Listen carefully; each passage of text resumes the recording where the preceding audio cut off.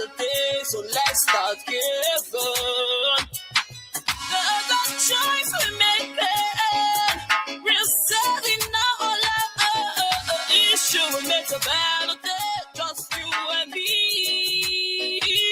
We are the world, we are Biafra. We are the ones who make a brighter day, so let's start giving. There's a choice we're making, we're saving our lives. Issue will make a better day, just you and me. See, we're not in Nigeria, we Biafra. Them they carry our money in the area. Let no one know if we done trouble. All I want to let them know it's what's up. You got them it on our side. Everybody we want try go come side. And that will sound and Sukilishi. Them leave us for water, but up on the machine. I make it put our hands together so that we go fight them together. We are Biafra. We are the world, make a better day, so let's start giving. The choice we make, we're saving all our issue. We make a better day, just you and me. We are the world, we are Biafra. We are the ones who make a brighter day, so let's start giving. There's a choice we're making, we're saving our lives. Issue will make a better day, just you and me. Don't be so this matters about me as I take my time and sing reality. They struggle, they hustle, they muscle. Why some people that they cannot ever move? All we need is a great nation, which is Biafra in our world today. All we need is to be free, free time to enjoy our nationality. Waiting I see, now so me I used to talk them. Share as I talk them, now so you go understand them. Triple of Yama is my backbone forever. If you like it, make it there, just smoke by the journal. We are Biafra. We are the world, make a brighter day, so let's start giving. The choice we make, we're saving now all our issue. We make a better day, just you and me. We are the world, we are Biafra. We are the ones to make a brighter day, so let's start giving. There's a choice we make, we're saving our future. Will make a better day, just you and me.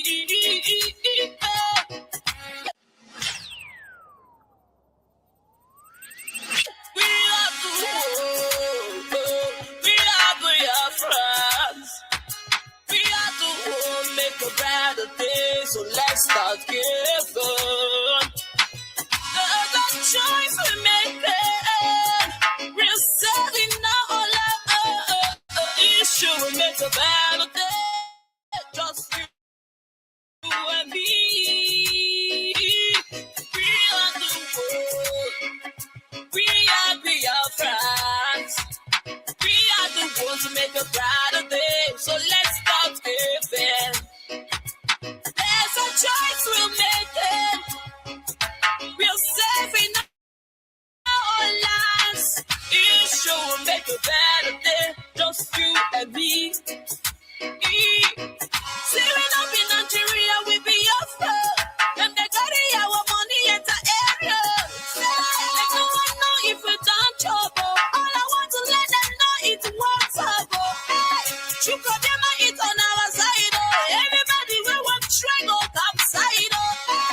And that will sound and Sukilishi. Them leave us for water, but up on the machine. I make it put our hands together so that we go fight them together. We are Biafra. We are the world, make a better day, so let's start giving. The choice we make then, we're saving now all our issue. We make a better day, just you and me. We are the world, we are Biafra. We are the ones who make a brighter day, so let's start giving. There's a choice we're making. We're saving our lives. It sure will make a better day, just you and me. Don't be so this matters about me as I take my time and sing reality. In a struggle, they hustle, they muscle. Why some people that they cannot ever move? All we need is a great nation, which is Biafra in our world today. All we need is to be free, freedom to enjoy our nationality. Waiting I see, now so me I use to talk them. Share as I talk them, now so you go understand them. Chukwuemeka is my backbone forever. As long as we come on air every evening, the whole world must listen. As long as we preach this very gospel, Chukwuemeka Abiyama must be with us. Therefore, without any further hesitation, we must proceed to offer every prayer to Chukwuemeka Abiyama who resided in heaven.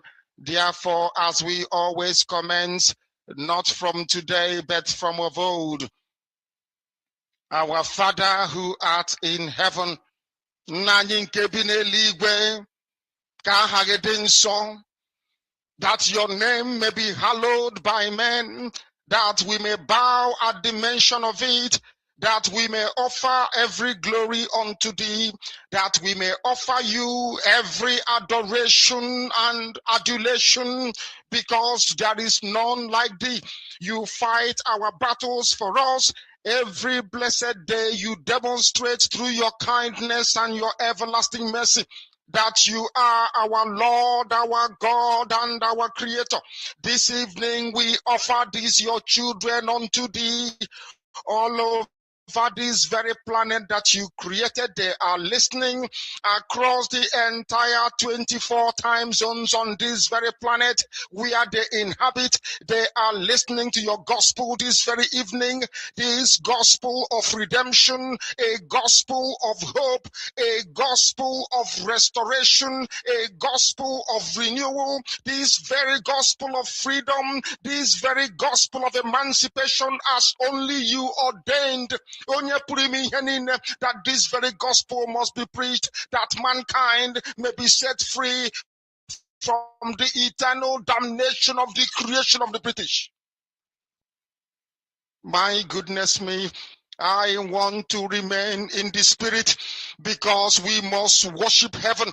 We answer your name, O Lord of hosts. Everything about us is designed to offer glory unto thee. We have atoned for our sins last year. This very year we have not only atoned for our sins, we have spilled, we have shed blood, they have shed our blood. We have let our sacrifice be made unto thee. Even on the 30th of August, as we are being felled by the bullets of the enemy, by the workers of iniquity and of darkness, we remain very strong today to beckon upon thee, to ask you for your mercy and for your grace, to ensure that your kingdom is restored upon the face of the earth, that you can bring your healing hand to bear upon the life of those of them that you created for one singular purpose, and that purpose alone, which is to worship you in truth and in every honesty. Is there any way that we have erred? Is there any way that our ancestors may have sinned? We confess before a congregation of the whole of humanity to ask you, O Lord of hosts, to have mercy upon us. You must have mercy upon us. We have suffered enough. We have been subjugated enough. We have been tortured enough. We have been imprisoned enough. We did not do these people anything. Our only crime is to answer your name. Our only crime is to be born your children. Our only crime is to excel at everything that we place our hands into. Our only crime is to exhibit your glory and your blessing, which manifestedly is upon our lives every blessed day. That is why they want to kill us.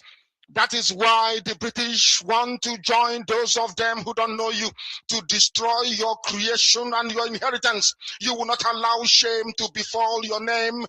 You will not allow the enemies to triumph over the lives of your children, because you created us to exist, to worship, to honor, and to praise you. That is exactly what we are going to do when this Biafra comes. It will come in truth and in every honesty, because we remain every blessed day. Chukwa Biama believe the whiter than white and whiter than snow. Is there any way that we have sinned that you cannot forgive us our trespasses, to enable us to fulfill your own word, which was spoken thousands of years ago, that instead of what you promised not to come to pass, that heaven and earth will cease to exist?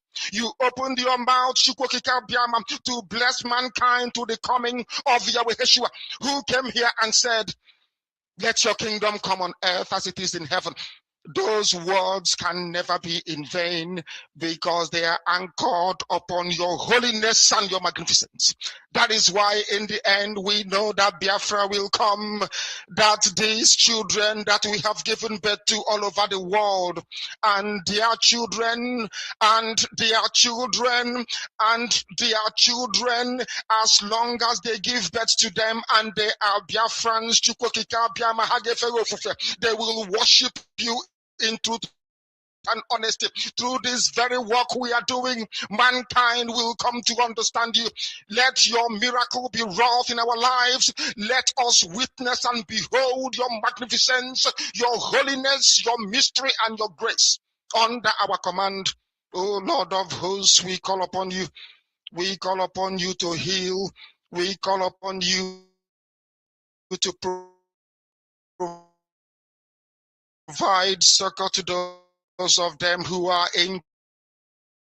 inconsolable.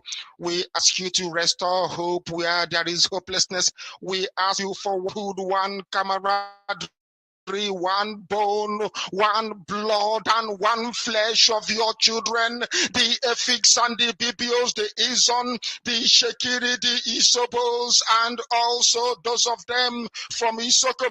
We are traveling all the way to the lands of Igala. We are moving on from there to Idoma, to Igede, to the territories of the Igbo land.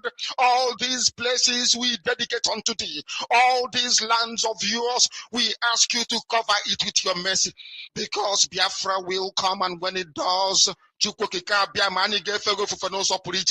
will dance on the streets. I'm telling you, by the time that we are done, humanity will think that we are mad, we are drunk in your glory, and rightfully so, because your kingdom will come to rest upon this very earth.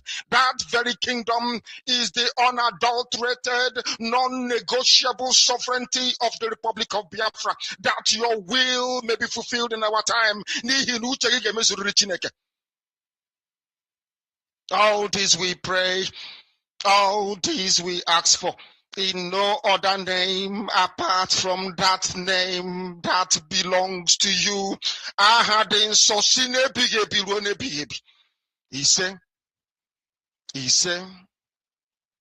He said,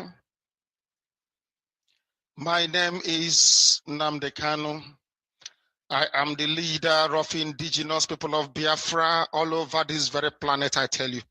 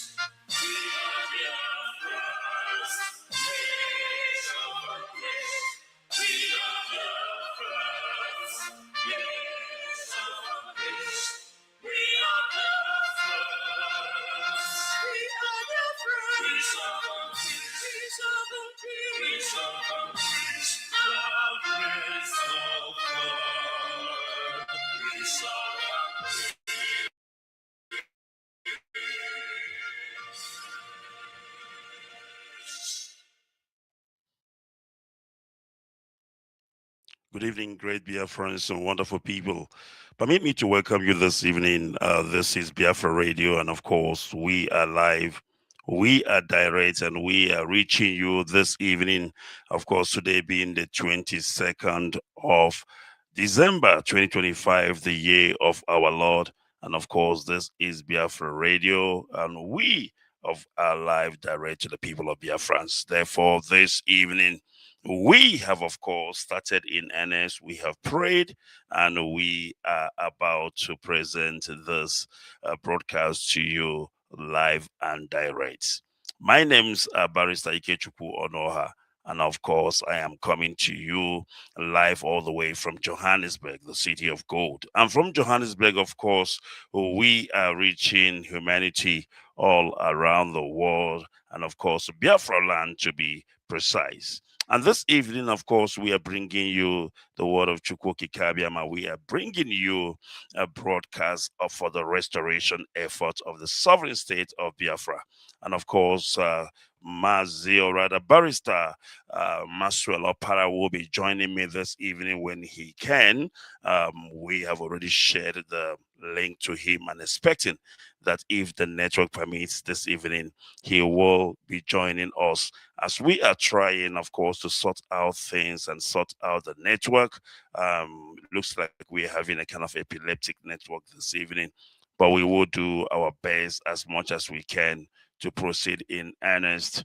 And I hope that network, of course, will allow our guests this evening to join us. And of course, we are welcoming you as you are joining us. Please share the broadcast and, of course, welcome others. It is Biafra Radio. My name is once again Barrister Ikechukwu Onoha.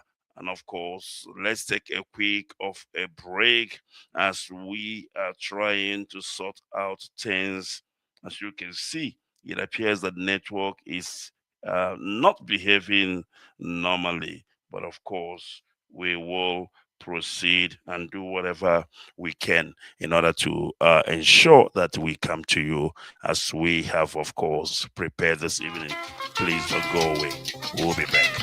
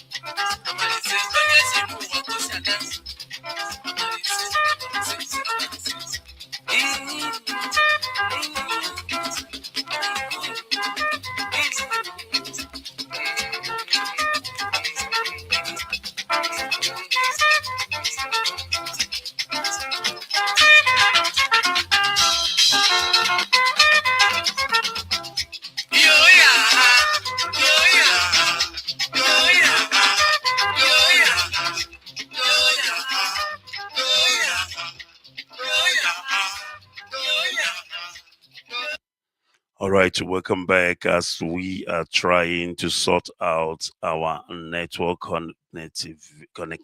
I beg your pardon. It looks like we are having a serious network issue. Believe me when I tell you that. And I believe also our guest this evening is struggling as well to join us on this platform for today's broadcast. But I hope that as he is able to do so, he will definitely join us. My name is Abarisa Ikechukwu Onoha, and I'm just looking at the the screen, but actually it is actually wobbling and freezing. And I'm not sure what is happening, but of course it is indeed so how these things happen sometimes. Sometimes you get a good network, sometimes you don't. um, I hope that we are able to overcome this network issue. I believe we will definitely do so. Once again, permit me to welcome you. My name is Barr Onuorah. The network is not so friendly this evening. We have a delay. As you can see, it is so epileptic that, when I say something before it's translated back, it takes a while. Don't know what is happening, but I will try as much as I can to get this sorted out. We will take a quick break again as we are working on this. Please don't go away.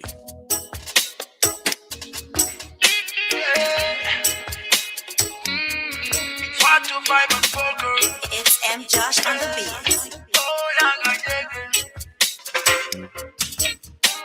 It's time to break loose from the chains. It's time for our freedom, Africa. Cause we can never let them negotiate our freedom, no. Hundreds of years is gone. No Messiah came for the black man. Told us that Jesus died for the black man still they suffer. The truth we say, Africa will rise at the right time. And the time we're waiting for is right now. No one can hold the truth for a long time. Oh no. So stay awake. The sun is risen from the east. And the Messiah you're waiting is right here. And no one is gonna try to stop that. I can hear a great call for justice. Freedom. Let the sun rise. Freedom for Biafra. Freedom. Freedom the Kanu. Oh, song of salvation. Freedom. Let Africa rise. Freedom for Biafra. Freedom. Freedom the Kanu.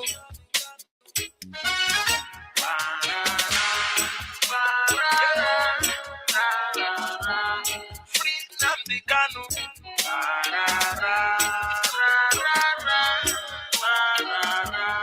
Freedom for Biafra.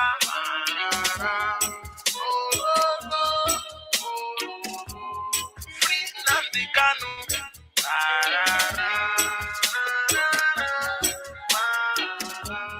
Freedom Africa.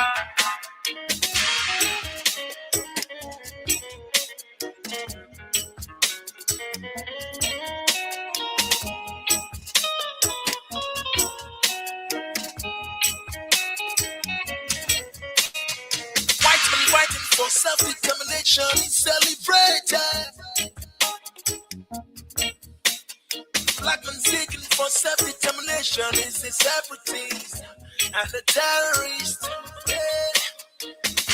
When they jail a black freedom fighter, they jailing African freedom. Don't I have rights to my self-determination? Is that a crime? Oh no. Don't I have rights to live?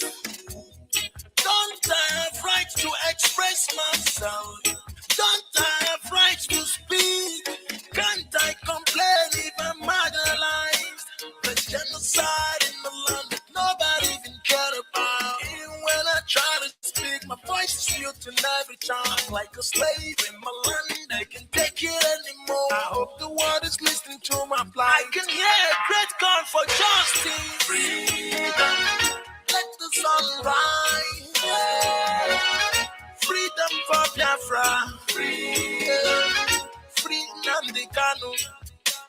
Oh, the song of salvation. Freedom. Let Africa rise. Freedom for Biafra.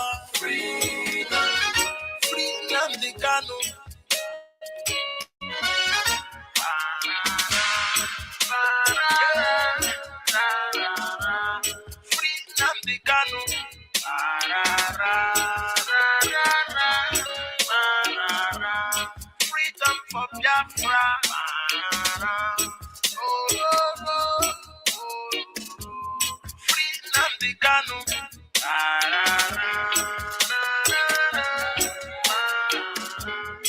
Freedom Africa.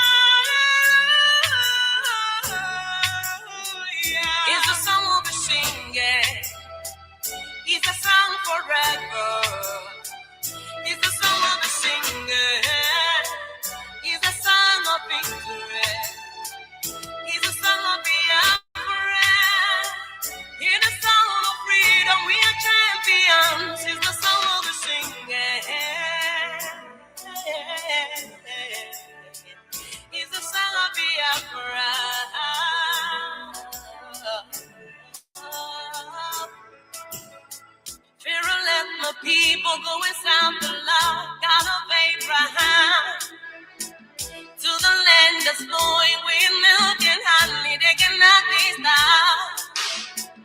To the rising sun, there's a star in the east, shining up in the sky, shining out so bright, it's supernatural.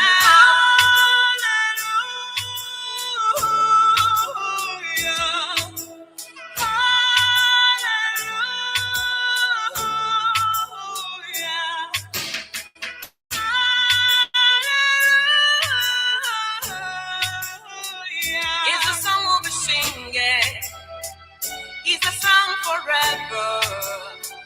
It's the song of the singer. It's the song of victory. It's the song of Biafra. It's the song of freedom. We are champions. It's the song of the singer. It's the song of Biafra.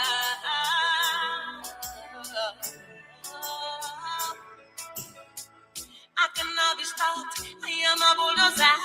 I carry the sling of David. I'm a lion king. A lion must fall down. Jericho walls must crumble. To the rising sun, there's a star in the east, shining up in the sky, shining up so bright, it's supernatural.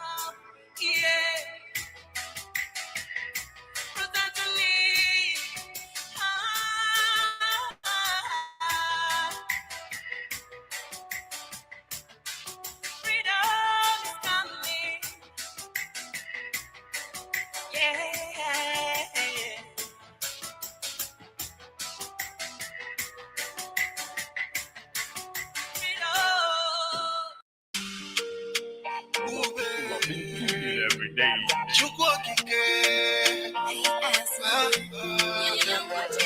Just of the world, one Nigeria.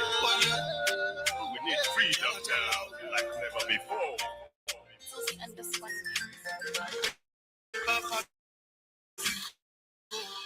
Take us out from Gomorrah. Carry your children, come on for Egypt. It be me like a war, it be me like a local. Return to Moses where you been give us. My people just dey die. My people just dey die. Return to Joshua where you be give us so.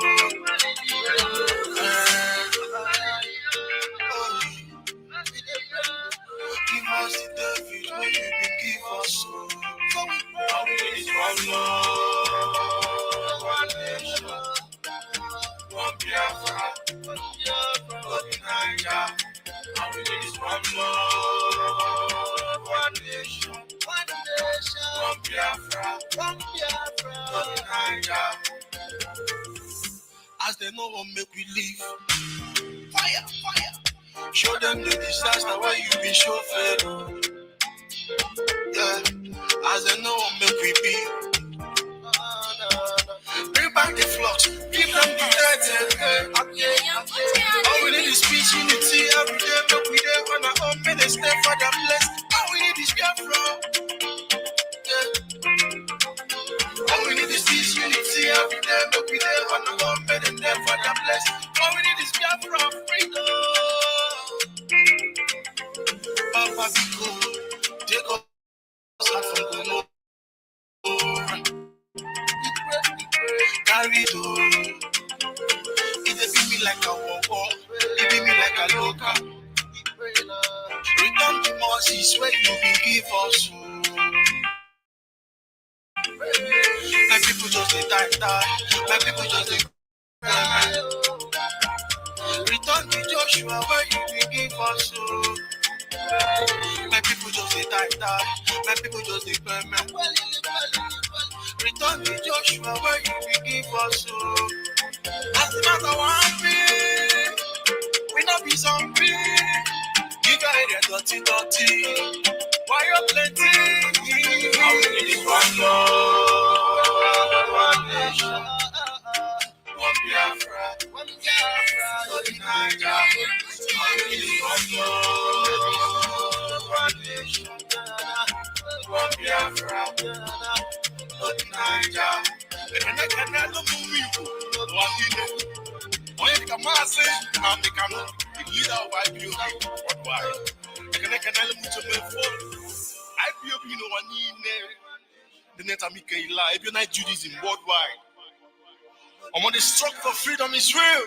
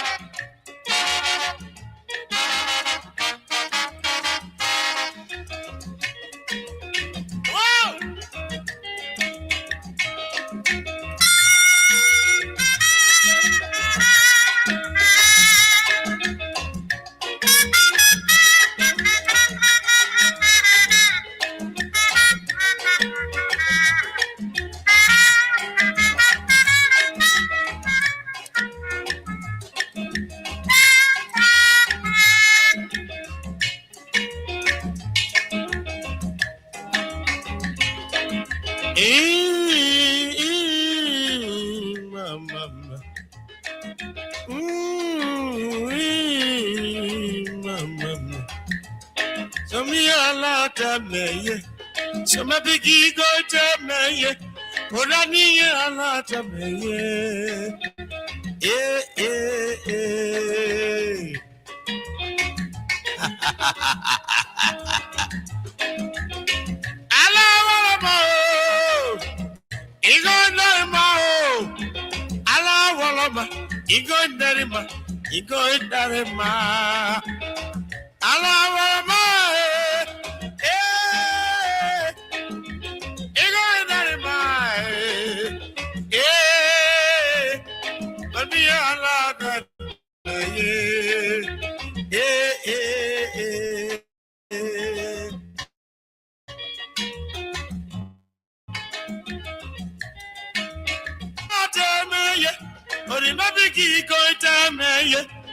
So my lot of me,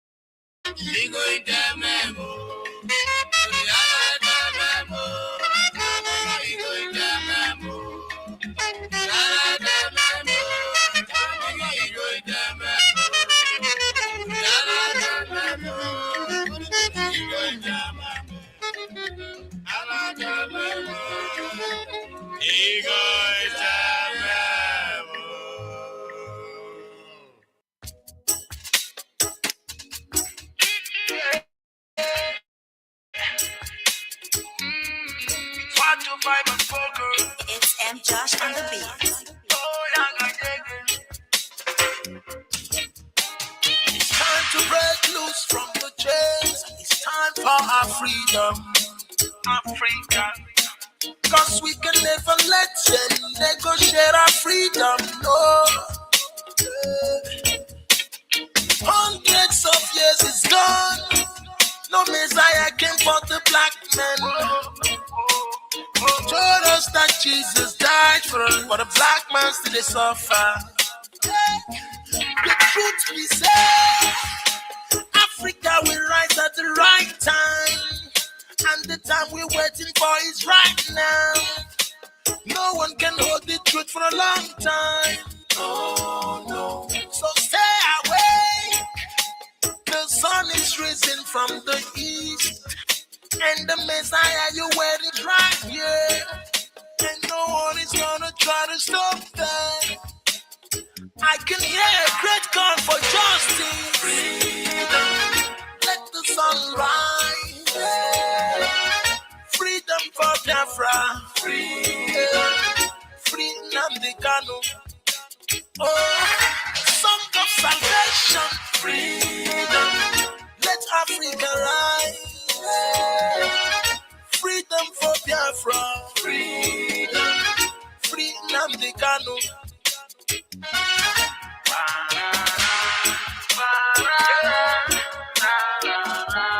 Freedom the Kano.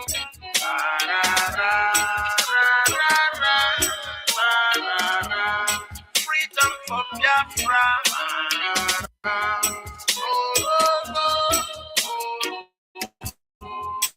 Freedom the Kano. All right, welcome back. Of course, it is still Biafra Radio, and we are live. We are direct. Elohim, he is presiding over the affairs of his people. Permit me to welcome you back if you are joining us right now. It is Biafra Radio, and this is where you at. And we are coming, of course, or rather streaming all the way from Johannesburg, and we are streaming across the whole of the universe. Before I go into what we have this evening, as you all know, I am supposed to host Barrister Maxwell Opara this evening, but unfortunately, he is struggling with network, and I believe if he is able to overcome the network, he will join us as soon as possible. But we will proceed while we are waiting for Barrister Maxwell to join us this evening. Let me address one important issue. I don't know if I should call it important issue or whatever it is, but let me address this before I proceed. I mean, somebody is talking about viewership. Now, I want you to understand something, and I want you to listen very attentively. In my whole year of broadcasting, I have seen, and when I say numbers, in thousands, I have seen thousands of viewership. Now, at this stage, for me, it is no longer about viewership. And if you may like to know, or if I may inform you, because of course they say knowledge is power, that is what you call podcast, and this is what people fail to understand. If you broadcast on your own without even one person listening to you or one person watching, and you post the same on social media, after a day or 2 days, when you go back to check that broadcast you made, you will be interested to realize that you've had thousands of people who have viewed your broadcast. It is called podcast. So For me, at this stage, it is not about numbers. It is about preaching the gospel according to the restoration of Biafra. And when I do, the numbers, of course, will follow later. I am no longer persuasive or interested in terms of who is watching or who is not watching. Absolutely not. My job here is to preach the gospel according to Biafra. And when I am done preaching that gospel, if people are sleeping at the moment, if somebody is doing whatever, they will come back to do what? To watch. So this is about the issue of numbers. I have seen numbers, and I'm talking in a large quantum. So numbers does not move me. Numbers does not get me excited. I mean, it's somebody who is just coming into the business, or if I could call it so, in the industry newly. And when I say industry, I'm talking about the broadcast industry that is excited about how many people is watching or how many people is not watching. Absolutely not. All right, we will proceed. And of course, we are still hoping that Master will overcome the network issues and he will join us this evening. But before then, of course, we need to continue. Right. There is something very important I wanted to bring, to our attention. I came across this, and it is indeed very, very interesting and very important. I believe that we Biafrans, of course, should know this. There are people who do not understand the whole story about our leaders' matter and how the same was adjudicated in court and how justice was truncated even in the same court, and how Omotoso, of course, turned everything upside down because he is working according to the instruction and directive of his paymasters. Now, maybe this will help some of us to understand what I'm talking about and what exactly happened during our leaders' trial and what is going to happen, because I can tell you now, it is far from over, because we are going for the appeal, and I'm telling you, the truth will at the end of the day prevail. So this makes a good sense of reading if you will pay attention. It says lawyers all over the world are secretly and quietly assembling the missiles that will destroy Omotosho's judicial rascality against our leader Mazi Nnamdi Kanu. Missile 1, and I want you to listen to this, charge. And when I say charge, I am referring to the charge that was preferred against Onyendumazi Nnamdi Kanu. I'm referring to those fake charges that does not exist. Because if a charge does not agree with the law of the land, if a charge does not agree with the constitution of a land, of course, it becomes, how do I put it? It becomes unexistence. You cannot use the same, of course, to charge or judge somebody. So, but let's listen to what this says. It says, charge. Mazi Nnamdi Kanu was convicted under a law that no longer existed. Of course, we all know this, and this brings us to, the famous slogan, Omotosho, show me the law. So our leader was, of course, convicted under a law that does not, or rather no longer existed, even though a new law had already replaced it. When a law no longer existed, it means there is another law that replaced that law, and that's what they call repealed. They will say a law has been repealed, and when a law has been repealed, another law, of course, take over, and you can no longer use the repealed law, of course, to try anybody or convict anybody. It is a no. It is unacceptable. All right, let's continue. And proof of this: at the time judgment was delivered, the Terrorism Prevention Amendment Act 2013. Now, this is the law apparently they say they use against Oyindumazi Nnamdi Kanu, a repealed law that does no longer exist anymore. Listen very carefully. At the time judgment was delivered, the Terrorism Prevention Amendment Act 2013 had been repealed. The Terrorism Prevention and Prohibition Act 2022 was already in force and governing the trial. Are you listening? Let me repeat this. Let me repeat, I beg your pardon. Maybe you do not understand. Now, there was a law that was repealed, a law that does no longer existed, and another law has replaced that law.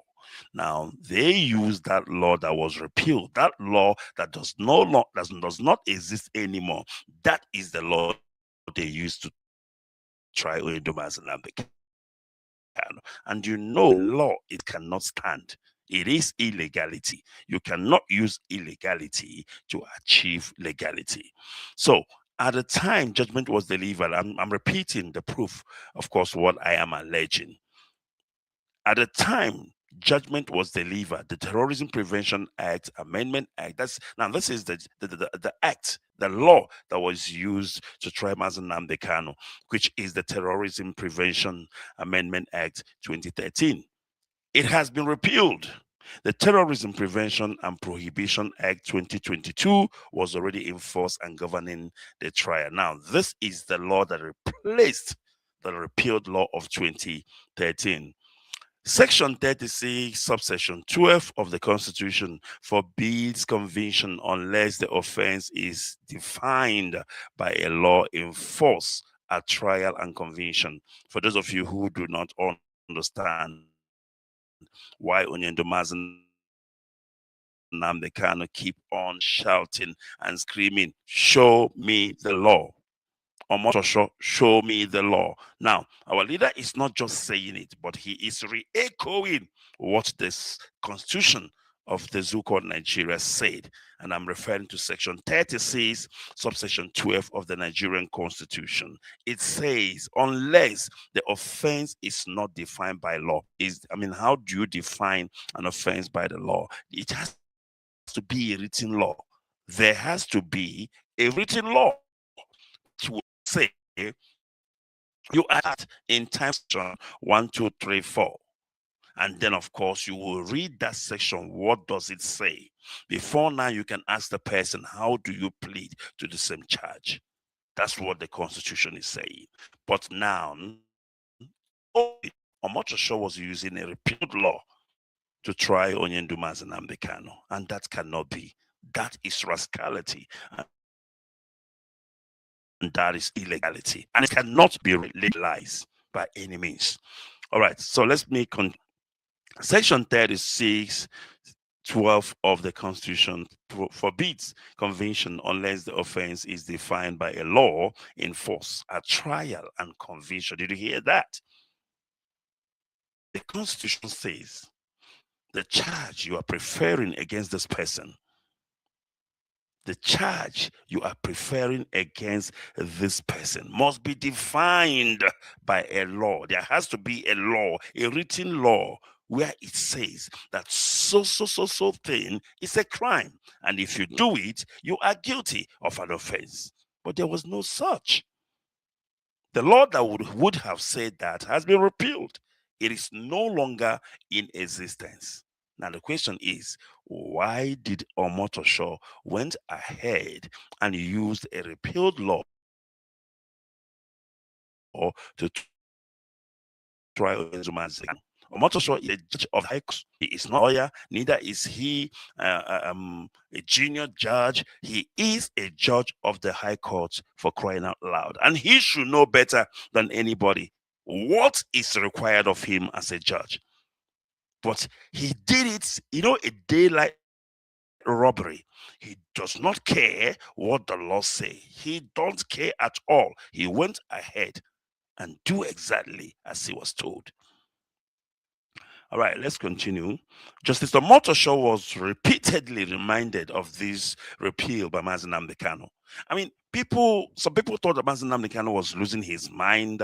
He was going crazy when he keeps screaming, Omotosho, show me the law. No, he was not. He was re-echoing what section 36, subsection 12 of Nigerian Constitution said, that a law must be defined. It must be a law. And that was why Mazi Nnamdi Kanu was shouting and screaming, "Show me the law." And I'm encouraging you not to forget that word wherever you are. Keep screaming that word. Omotosho, show me the law. As a matter of fact, I've seen T-shirt that is out there written Omotosho, show me the law. That is great. It is a publicity. It is a way of exposing the evil that Omotosho committed against our leader Mazi Nnamdi Kanu. Not just only against Mazi Nnamdi Kanu, because when you say Mazi Nnamdi Kanu, no, it is a crime committed against each and everybody in that country called Nigeria. It is not just Mazi Nnamdi Kanu, because if you use a repealed law against Mazi Nnamdi Kanu, it simply means that tomorrow you are going to use the same repealed law against somebody else. You have set a precedent, a wrong precedent, using Mazi Nnamdi Kanu, in that a repealed law was used to try Mazi Nnamdi Kanu. And that cannot be. And such cannot stand. It must be turned over. It must be turned over. The truth must finally prevail. Mazi Nnamdi Kanu has to regain his freedom. Because if we allow this to stand, I can tell you, nobody is free in the legal system of the zoo called Nigeria.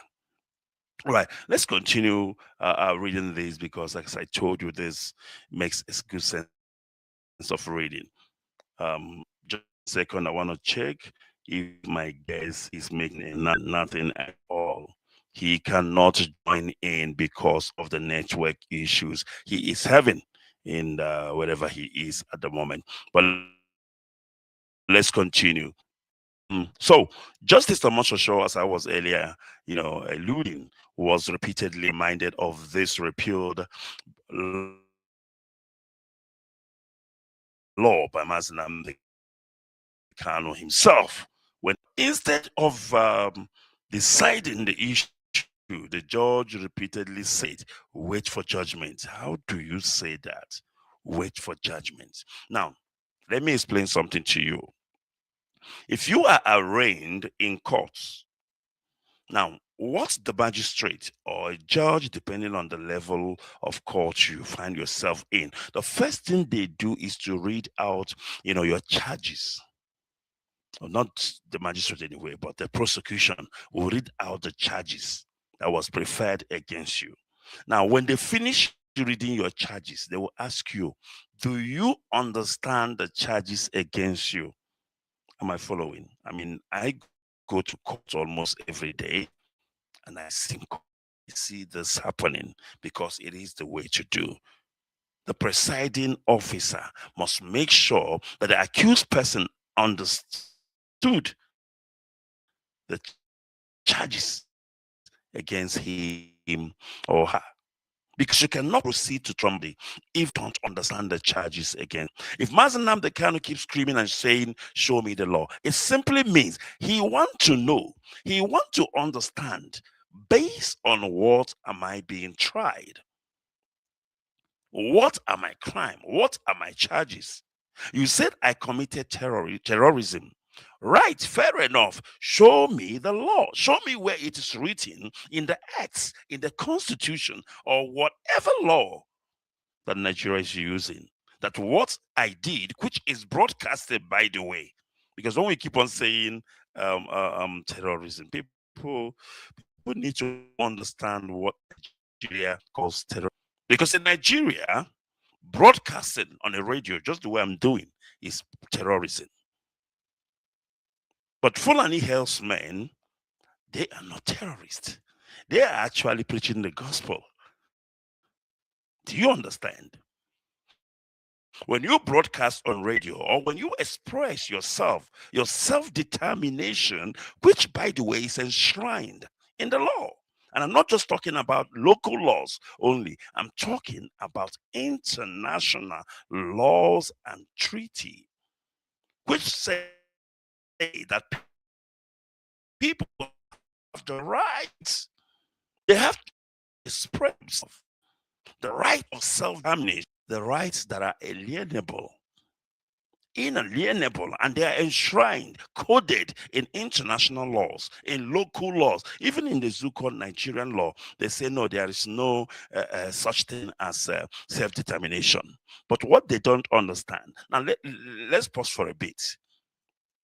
Let's say the Constitution of Nigeria does not recognize self-determination. Let's say that the Constitution of Nigeria does not recognize self-determination.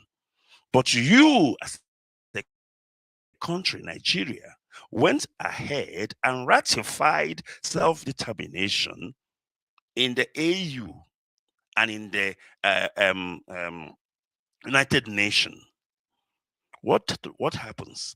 Automatically, you have inherited that law, even though you did not write it in your own law, but you signed it, you ratified it internationally. Automatically, you have inherited it, and you can no longer say, we don't recognize self-determination. No, it is not in our law. You are talking rubbish because you signed, and immediately you take a pen, you sign, and you ratified another law internationally.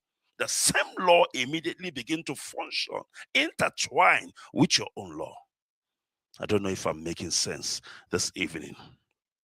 So Nigeria cannot come and say to you, no, we don't understand self-determination. It is not part of our law. That is rubbish.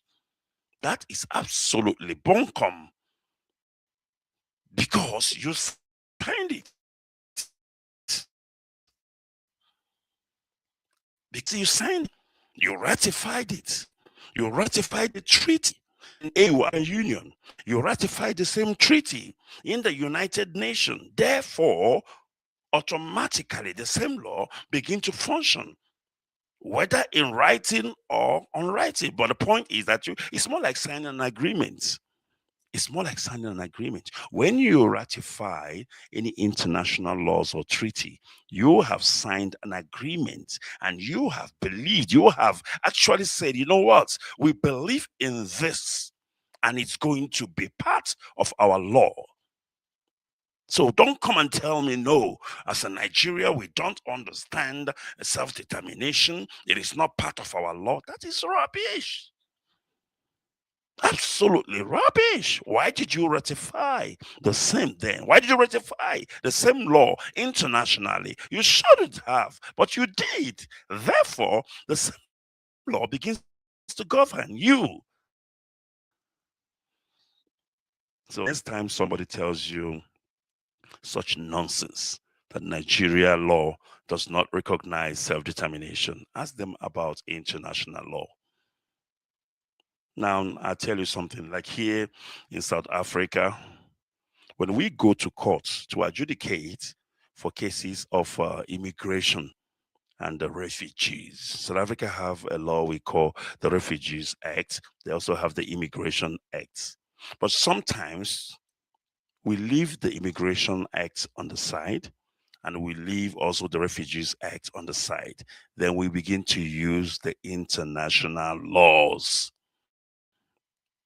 And one of them is called the principle of non-refoulement. What is the principle of non-refoulement? Principle of non-refoulement is an international law that governs immigration all around the world. It governs refugees, meaning that when you run away from your own country and you run to America and you say to them, no, if you take me back to my country, I'm going to die.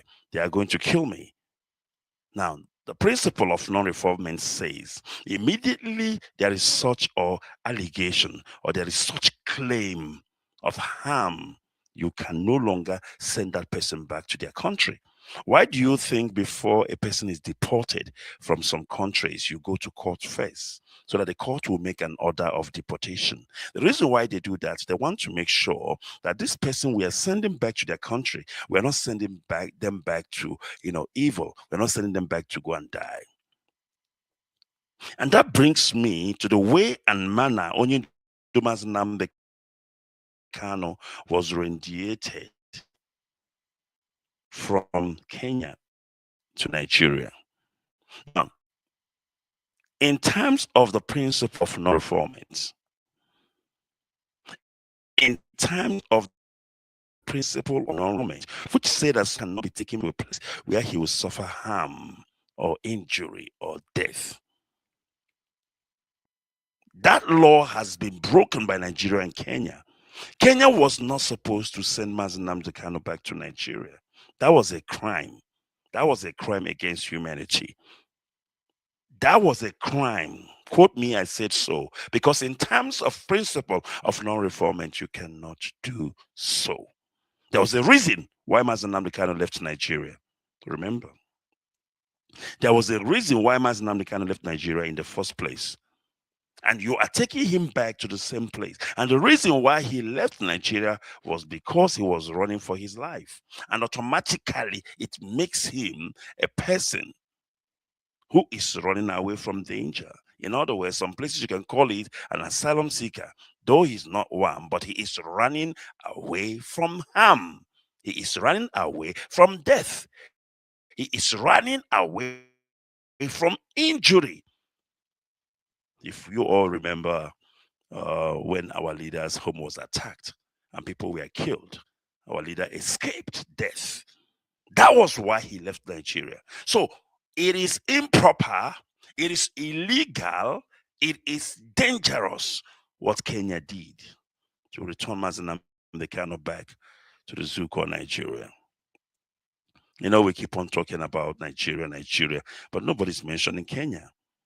But then again, I must give it to, the court in Kenya that actually found what they did to be very, very bad and evil. Because whatever Mazi Nnamdi Kanu is suffering today is because of Kenya.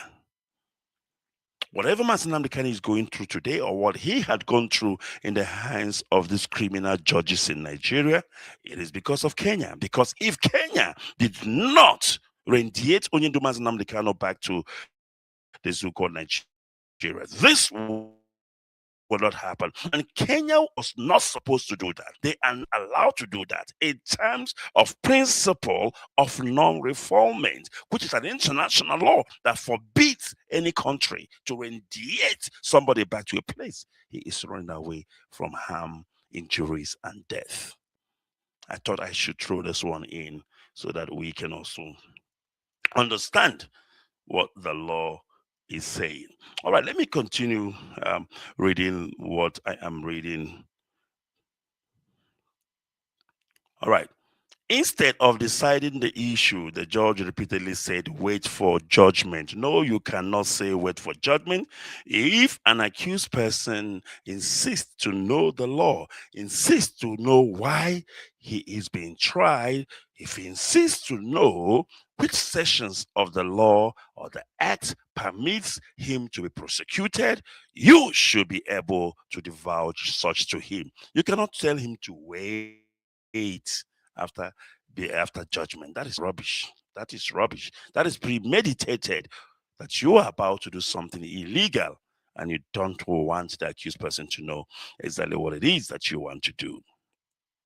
Now we proceed. Under Section 122 Evidence Act, for those who don't know what I'm reading, the laws I'm quoting, this is the law of Nigeria, of course, that I'm quoting because this is where Onyendu Mazi Nnamdi Kanu is being tried, and of course, he has to go through the Nigerian law. But unfortunately, the so-called Nigerian law is so corrupt. Some of them does not even exist. So it is indeed a devil's alternative. It is a devil's alternative. If you cry, you die. You keep quiet, you die. That is what Nigerian law is like. The devil's alternative. They have laws. Most of them are dead laws. Most of them does not exist at all. And they choose and pick which law they can use to try anybody, anytime, any day, when they feel like it. What an evil of a place.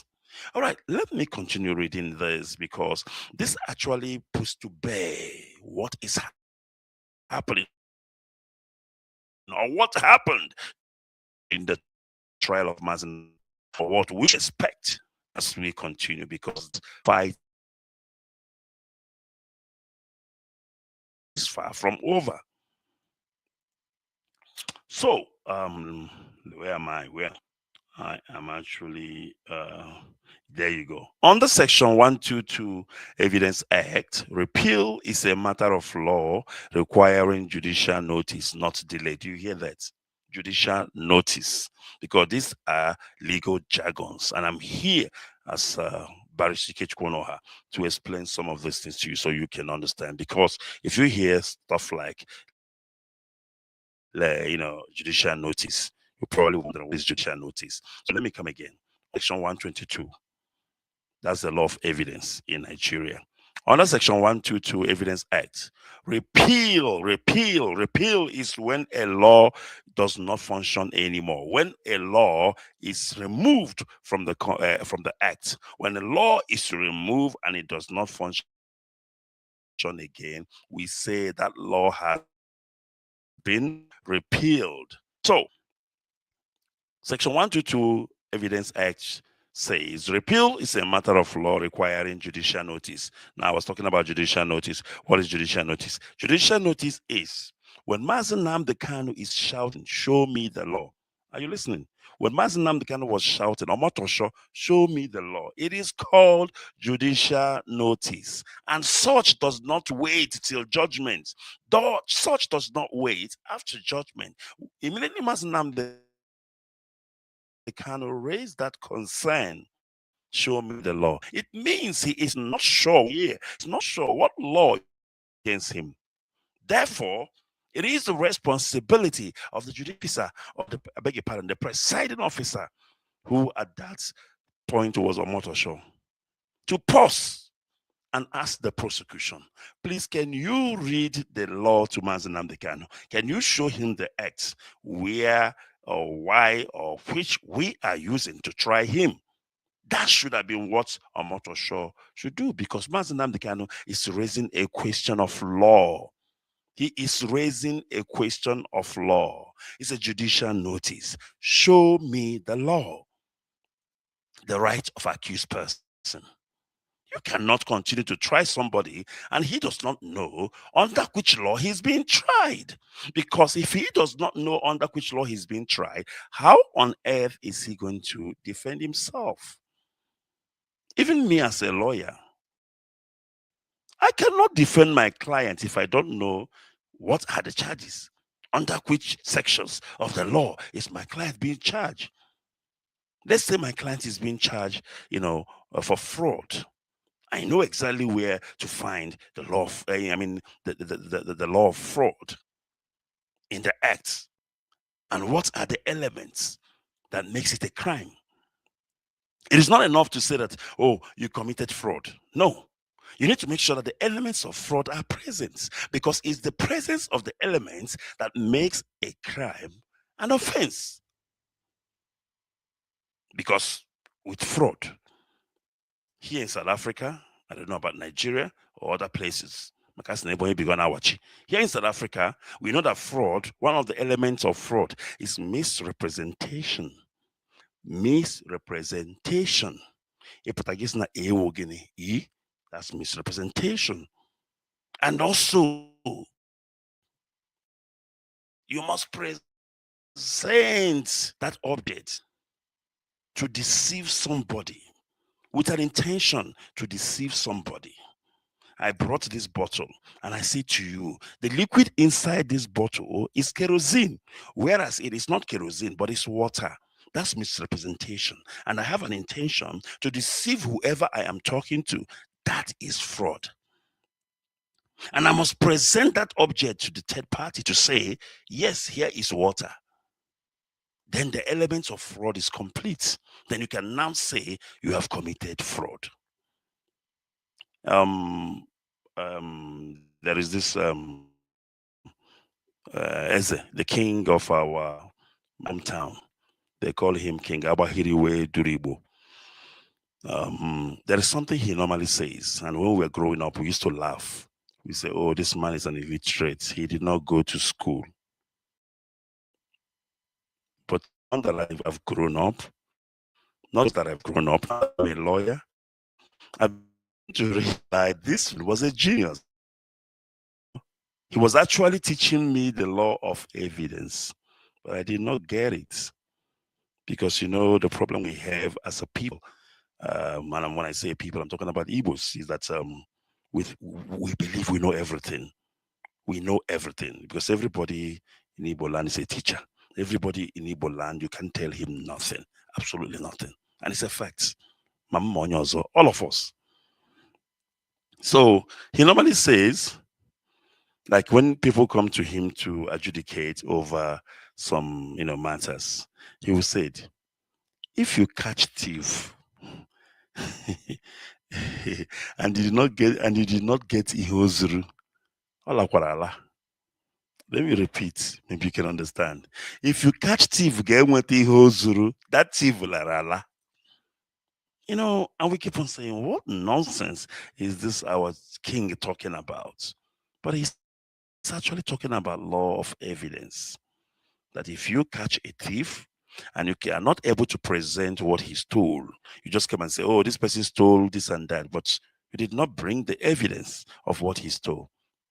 Unfortunately, we cannot call him a thief because there is no proof, there is no evidence, and that is the law of evidence. So here in South Africa, there is what we call an element of a crime. Every crime in South Africa have an element. It's not just in South Africa. I'm sure the same goes to every part of the world. But here in South Africa, let's say we're talking about theft. Now, you are charged for the crime of theft. When you go to court, the prosecution have to prove that the whole element of theft is present. If the whole element of theft is present, then you are guilty of an offense of theft. But if the element of theft is not present, you cannot be convicted of theft. Now, what are the elements of theft here in South Africa? The element of theft is an intentional removing. Are you listening? Intention, number one. Removing, number two. Another man's property, number three. Do you hear that? With an intention to deprive the owner of such property permanently. So, if I steal your car and I bring it back after 2 days, are you listening? Or 3 days, it's no longer theft. I'm saying before I get caught. I stole your car, I haven't been caught, but after 2 days or 3 days or 5 days even, I bring back that car. It is no longer theft. It is now attempted theft. Are we together? It is now attempted theft because the whole element is no longer present, because I must have the intention to deprive you of that property permanently. Then it becomes. I must be found by the police in possession of that property. That means my intention is to deprive the owner of that property permanently. But if I bring it back before I get caught, it is no longer theft. It is attempted theft. So that is how it works. So if they are charging Oyenduma and Nnamdi Kanu for terrorism, they need to prove that the element of terrorism is present. You cannot just say, oh, Nnamdi Kanu committed terrorism, a terrorist act on so date in London. Here. No. It doesn't work like that. What are the elements of terrorism? There are things that need to happen in order for that crime to be called terrorism. There has to be killings. There has to be a gun involved. There has to be ammunition and whatever. And he needs to be found in possession of such, elements. But nothing was found on Oyenduma and Nnamdi Kanu. Nothing. The element of that crime was not present. And you cannot say that this man committed a crime of terrorism. No. I studied law here in South Africa. I went through everything. I went to law school. I became a lawyer. So I know all these things. So sometimes it marvels me how the laws in Nigeria operate. Sometimes it marvels me how people sit and watch unclean thing, illegality, rascality happening in the sacrosanct of the law, and nobody speaks and nobody says anything. It's quite unbelievable. You can say anything you want. You can say whatever you want to say about any country, but the good thing, I'm talking about the Western world, is the way they respect their laws. You'll be given time, you'll be given opportunity to speak mind. You can ask questions, and your question will be answered. At the end of the day, the person with the superior argument, the person who has the evidence, the person who can argue very well is the one who wins the case. Most of the time, it is not about being charged with a crime. It is about proving your case. Like, the state must prove their case beyond all reasonable doubt. What is beyond all reasonable doubt? It means that the state must prove their case 100%. If the state proved their case 99.9%, they have lost. That remaining 1%, the law says a benefit of doubt must be given to the accused person, and he will be discharged and acquitted. The state does not need to prove their case 60% or 70%. Like in the case of Mazi Nnamdi Kanu, the state barely proved anything. They proved 0%. And Omoto Show helped to make it 100 by lying, by bringing fake law that does not exist. But that is not law. The law said, prove beyond reasonable doubts, because it is a criminal matter. It is not civil, because in civil matter, you can prove your case, on balance of probability. That is how civil law works. But criminal matter must be 100%. Nothing. You must turn everything upside down in order for you to get conviction. I was watching, one thing I like about this country called South Africa, my goodness me, this country respects their law to the latter. This country called South Africa does not know what injustice, I'm talking in the court, is called. Never. This country, South Africa, is so, oh my goodness me. I think that is part of the things that actually, motivated me to study law in this country. They don't care where you come from. They don't care who you are. Nigerians have bad names in South Africa. Nigerians have bad name all over the world. But when you go to court, they don't care who you are. They don't care where you come from. They focus on the law. Are you guilty or not guilty? And the state must prove that they are alleged against you. It is not about, okay, he is from Nigeria, then he's a criminal, let's put him in jail. He doesn't work here in South Africa. Sometimes the citizens of this country, they're offended, they're angry. They keep saying, but why? But why is he going free? Why is he working? You will see somebody who committed a very big crime and he went to court. But at the end of the day, if the state cannot prove that which they are alleging, that person will be discharged and acquitted. That is law. That is law. Law, it is not based on sentiment. Law is not based on who is your enemy or who is your friend. Law does not base on the color of your skin. It does not base if you're tall or short. It is based on proving your case beyond all reasonable doubt. And what is all reasonable doubt? 100% onus of proof. 100% onus of proof.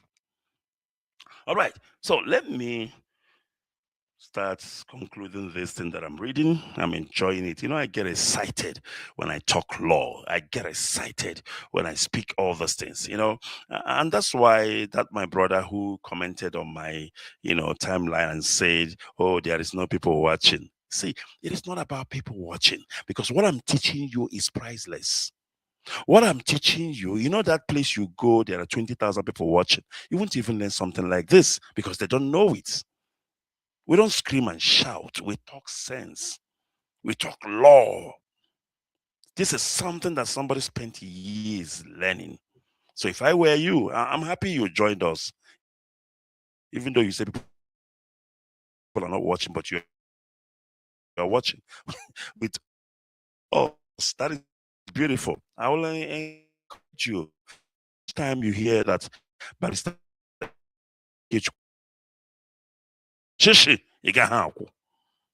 all right, so let me finalize this that I'm reading, which makes a good sense of reading. Where am I? Under Section 122 Evidence Act, repeal is a matter of law requiring judicial notice.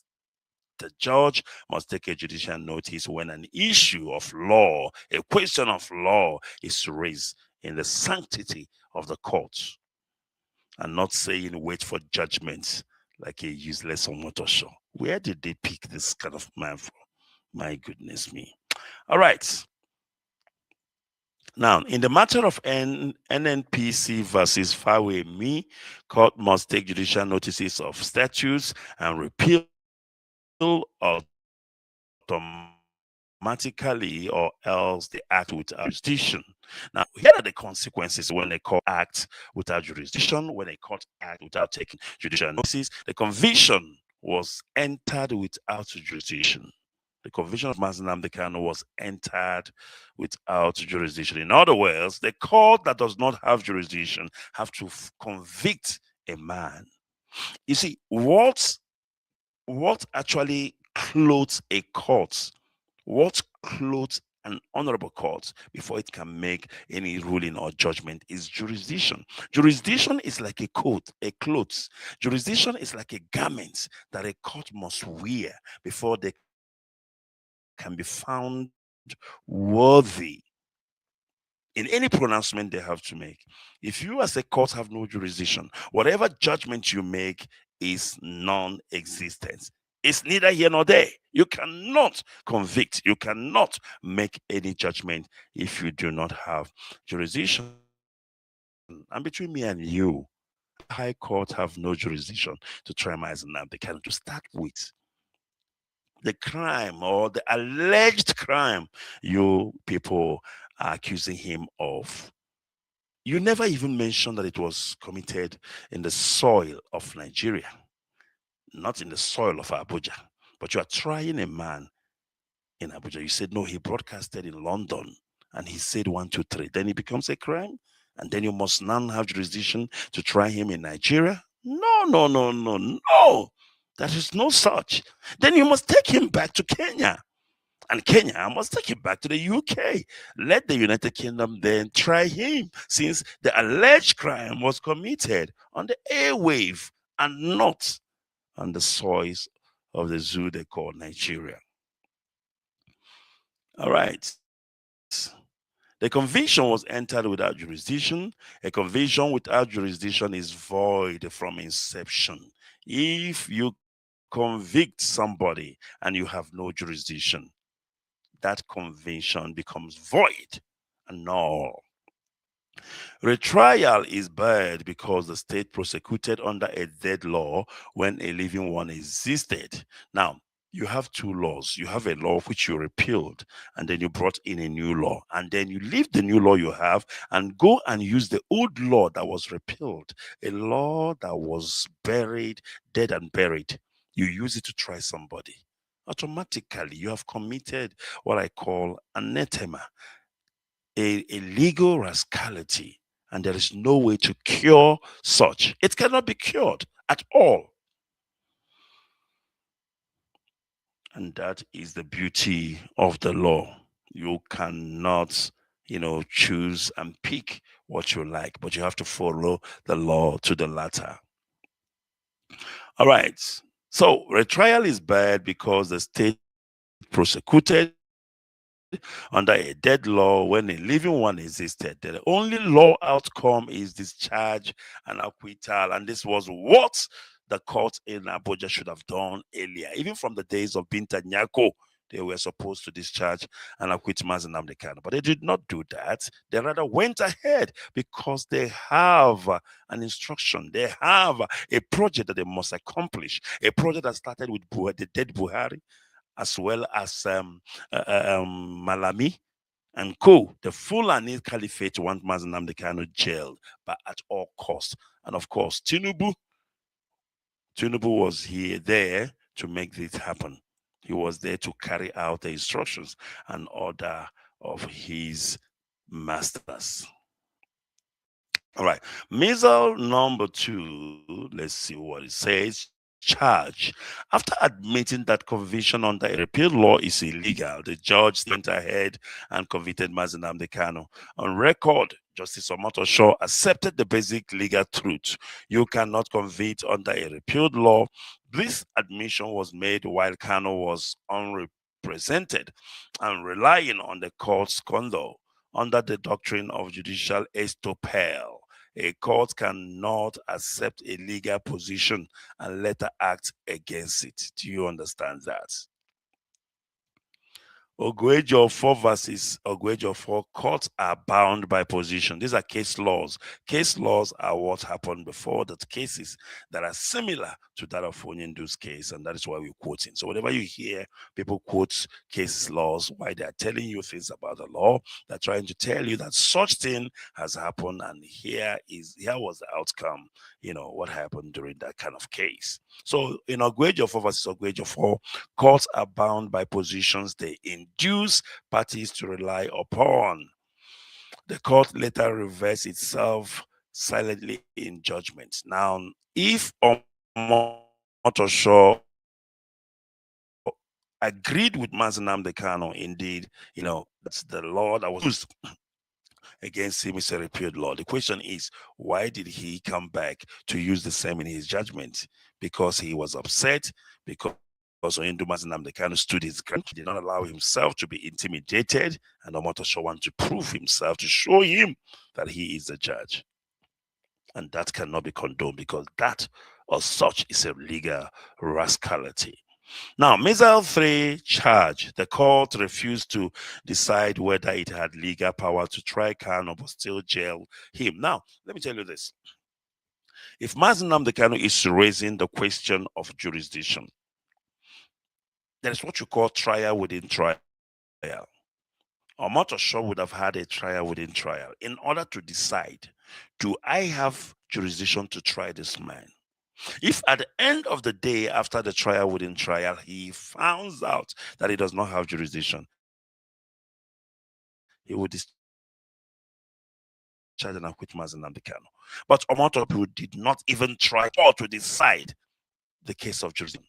You see, if you start a case, if you start a trial, and the other party, both the defense, raised an objection and said, no, my lord, you cannot try this person because you don't have jurisdiction.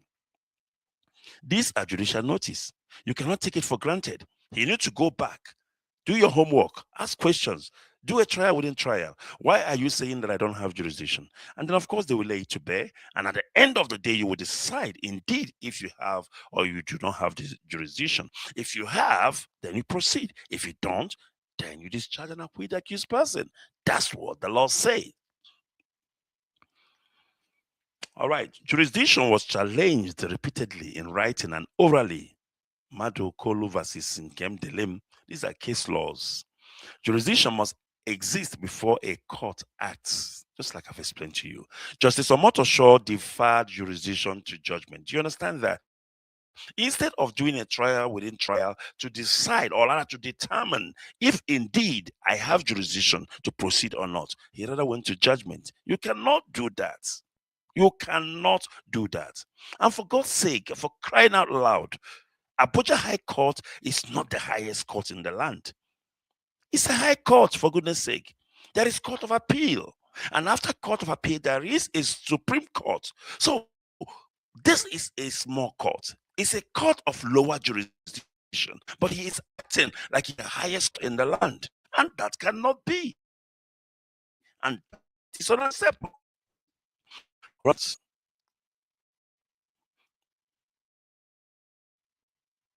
Now, the consequences of such rascality means that every step taken by justice was a legal nullity. In other words, whatever there is whatever he did in the trial of Mazi Nnamdi Kanu, I prefer to say the alleged trial of Mazi Nnamdi Kanu, because you can not legalize illegality. It is unacceptable. It is not allowed. It is not done anywhere in the world. We're talking law here. You must not proceed. You must discharge and acquit. It's as simple as that. All right, let's go to Missile 4, charge. The court used a savings clause. That's what you call a savings clause in the law, and I will, of course, explain. The court used a savings clause to keep a dead law alive and jail Kanu. Unbelievable. I will come back to that. Section 98, subsection 3, TPPA was cited as justification. Savings clause preserve continuity only through transition, not against transition. Section 97 TPPA mandates movement to the new law, nothing else. Now, let me explain to you. We're talking about savings clause. I'm sure you've heard that legal jargon over and over. Legal savings clause. And I'm talking to the brother. I hope he's still here watching. No, we're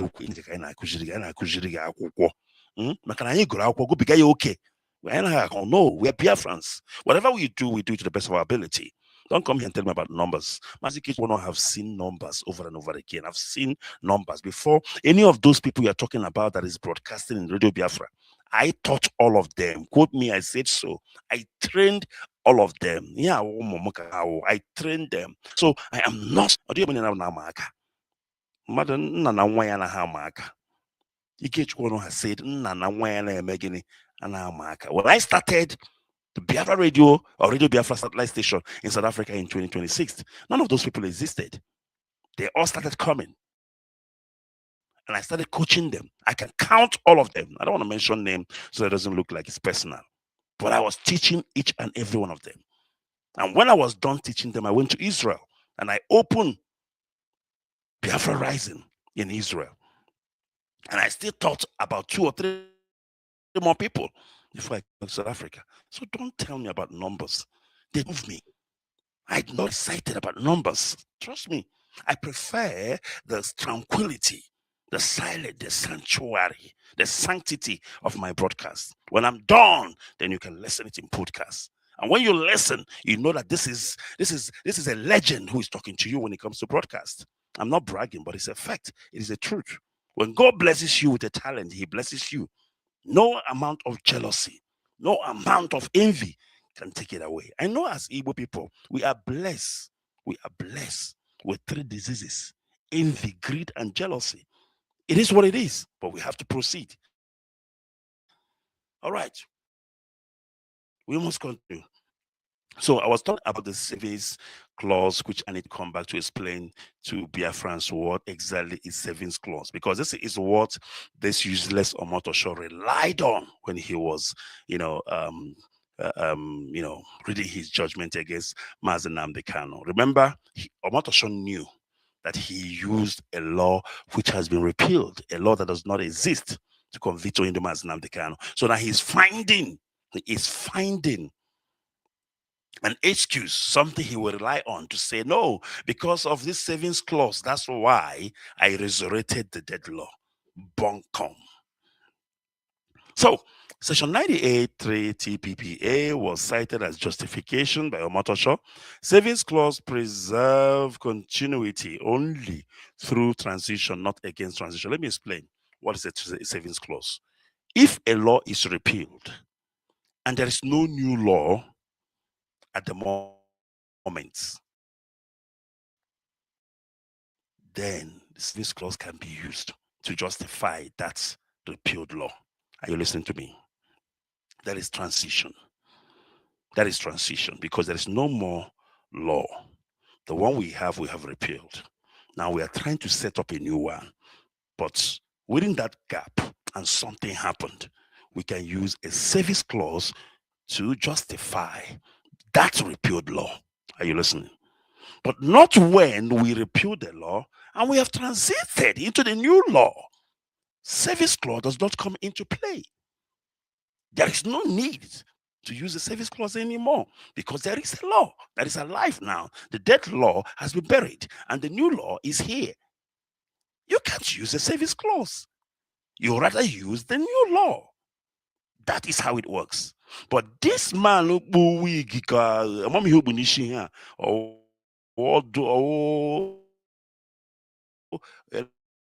line out to the horse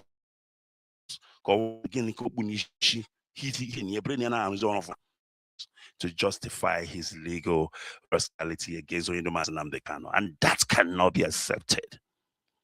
I am not a judge, but I'm better than that man 1 million times, because I cannot see anything that man did that justify him of worthy of wearing that Odudu horse Obunishi. All right, so that is the service clause and what it means. So in other words, the court resurrected a corpse status. Do you understand? They went and resurrected a buried law which have rotted, is only skeleton. They resurrected it just because they want to jail Mazi Nnamdi Kanu. And that is not allowed. It is illegal. It cannot be done. And that's why when I see all those people in Nigeria jumping up and down, saying things they don't know because of their hatred. You know, when you have hatred in you, everything seems right. Every evil seems right. And they're all clapping hands for something that shouldn't have been. But today, it's Mazi Nnamdi Kanu. Tomorrow, who's next? And we are waiting.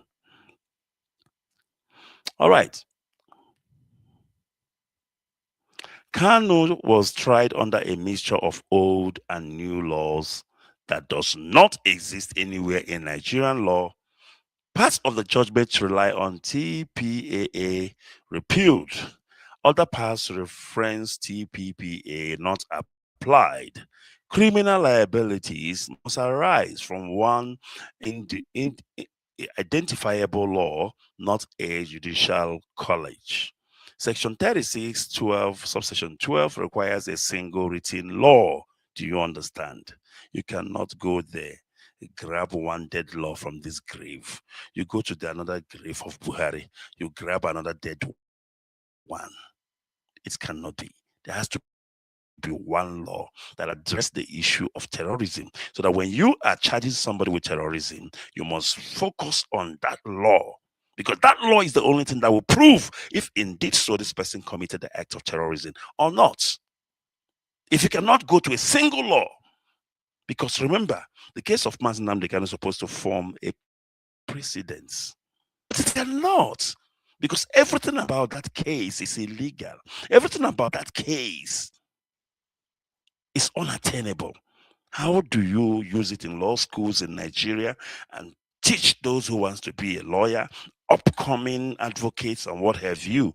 You use an illegality to train them. That means when they come into the system, they will pollute the system and they will do more rascality than what has already been done. That is the kind of nation, if it is a nation, that they are building in Nigeria. So the judge refused to take judicial notice that the law had been repealed. Repeal is a matter of law, not evidence. All right, I think I went back to please, I beg your pardon. I need to go back to where I'm supposed to be. I beg your pardon. All right. Repealed was acknowledged. Defense was still compelled. Did you hear that? Repealed was acknowledged. Defense was still compelled. And that was when Omotosho was telling Mazi Nnamdi Kanu to close his case. How can you compel him to close a case? How can you compel him to make submissions when you are using a repealed law against him? Because remember, in order for me to close my case, in order for me to make a case, in order for me to make an argument, I have to go to that law that you are using. To use the same repealed law, it means I'm trying to legalize the same illegitimate law. And that cannot be.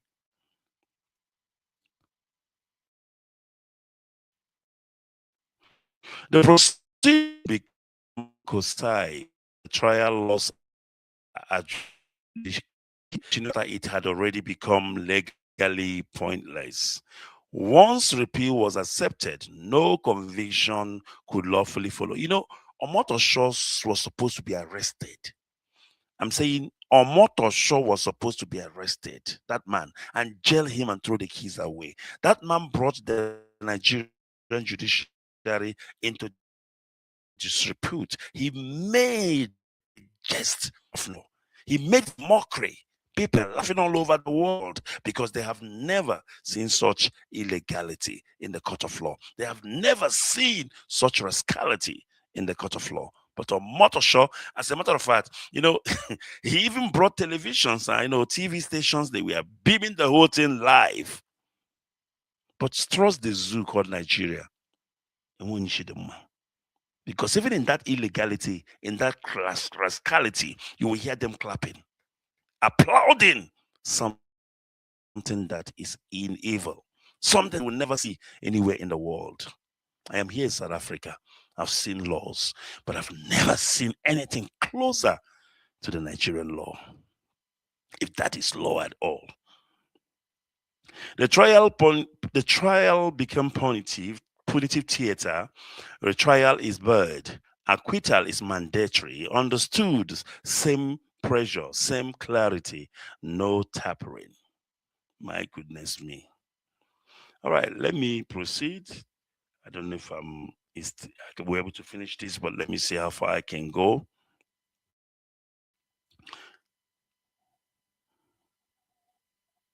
All right, so now let's talk about jurisdiction, because we briefly touched on jurisdiction. Why are we saying jurisdiction? And why do we keep on shouting that Nigeria has no jurisdiction to try Mazi Nnamdi Kanu? And even after High Court have no such jurisdiction. Now listen. There's some foreign element.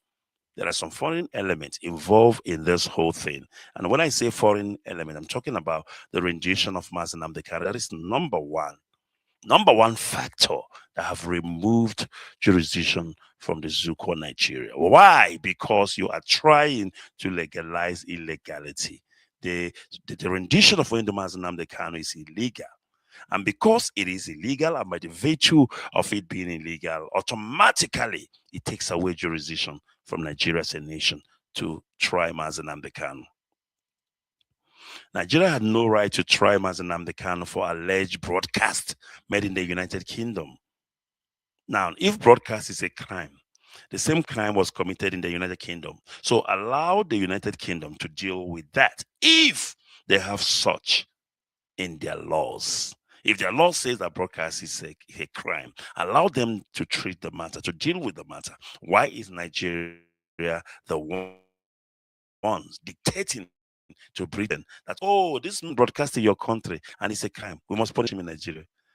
There is no such thing. Never been and will never be. So the prosecution's case was anchored on broadcasts made from London, United Kingdom. Criminal jurisdiction is territorial unless strictly expanded by statute. You hear that? If I commit a crime in the United Kingdom, and I'm not from United Kingdom, maybe I'm from Nigeria, you cannot come and bundle me back to Nigeria to try me. It's like you are teaching Britain their job. You are telling them that they don't know how to do this. No, you want to help them to teach me a lesson. There's no such. You need to allow Britain to decide if my broadcast is a crime or not. If you must bring me back to Nigeria, then you must do it in the right way. You must do it in the right way. You cannot intimidate me in Nigeria because you have the facility, because you can, because you have the criminality know-how to do so. That is not allowed. So the Terrorism Prevention and Prohibition Act requires compliance with extraditional. So if indeed you say that I'm a terrorist and I'm in the UK, then you must follow extradition, because I believe there is an extradition treaty between Nigeria and Kenya. So file your papers to the High Court of Kenya. Tell them, we want this man. We are looking for him. He did 1, 2. And then Kenya will have a hearing. They must have a court hearing whereby they have a trial to decide if indeed so they must repatriate Mazi Nnamdi Kanu back to Nigeria to answer such whatever, charges you prefer against him. But you did not do that. Rather, you followed the back door. You followed the back door for rendition to bring him back. I imagine do it cancels out your right reason. Crime as in Nnamdi Kanu. It's as simple as that. No evidence was laid that Kanu's alleged broadcasts were a criminal offense under UK law. Do you hear what I'm saying? And that's what I've explained to you. The UK law must define in fine lines, in fine letter, in tablets, that the broadcast of Onyedum and Nnamdi Kanu in the United Kingdom was a crime. It is not for Nigeria to decide that the broadcast he made in the UK is a crime. Justice Omotosho never determined where the offense occurred before assuming jurisdiction. You should know, as a judge. You want to dabble into the matter. Where did the offense happen? Where is the scene of crime? Where is the scene of incident? It was in the UK. So what confined you with jurisdiction? Oh, the horse conferred jurisdiction. What exactly conferred Omotosho, conferred Abuja High Court with jurisdiction of trying Mazen Nnamdi Kanu? Absolutely nothing. And this is how Nigeria practically disgraced and exposed themselves to the international community. What a junk of a country they are.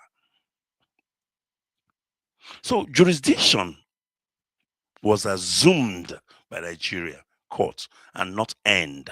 A Nigerian court cannot jail a man for conduct lawfully done abroad. The conviction is void from inception. You allege he committed a crime in the UK, but the UK law does not define broadcasting in their country as a crime.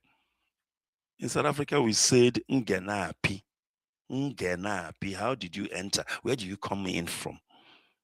How does it concern Nigeria that Nnamdi Kanu broadcasts in the UK? How does it concern Nigeria? I don't know for the life of me. Because people in the free world, they speak their mind. They say whatever they like.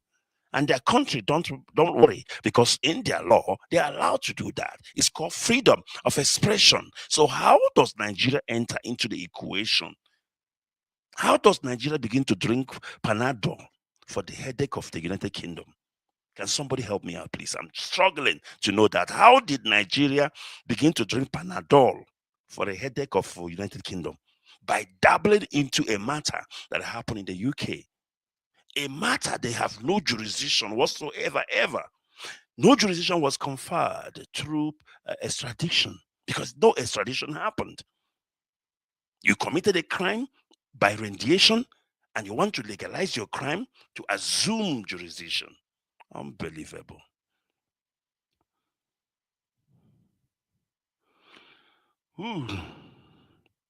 The court never proved that anything Kanu allegedly said was heard or asserted or acted, sorry, I beg your pardon, upon in Nigeria.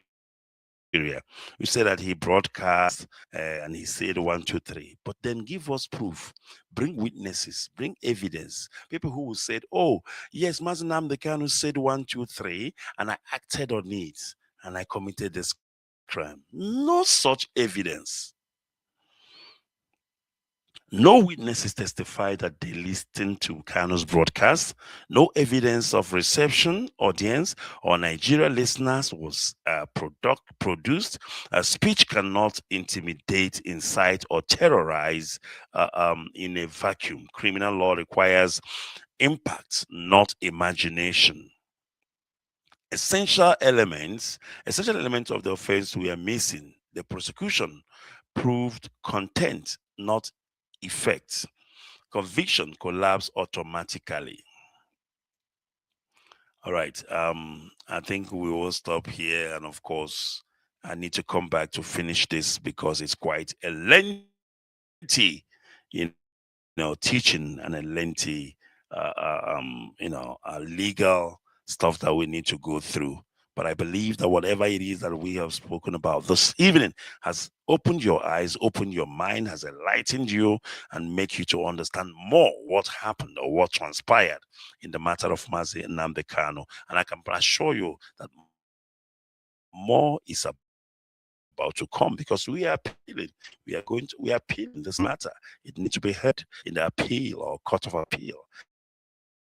And then, of course, let's see men who fallacy of our motto, and then of course set them aside and release our leader Mazi Namkano. And of course, I do apologize on behalf of my guest that evening who was supposed to join me. And I'm talking about Barrister Maxwell Opara, who could not do so because of network issues. And I believe that some other day we will be able to bring him, to join us.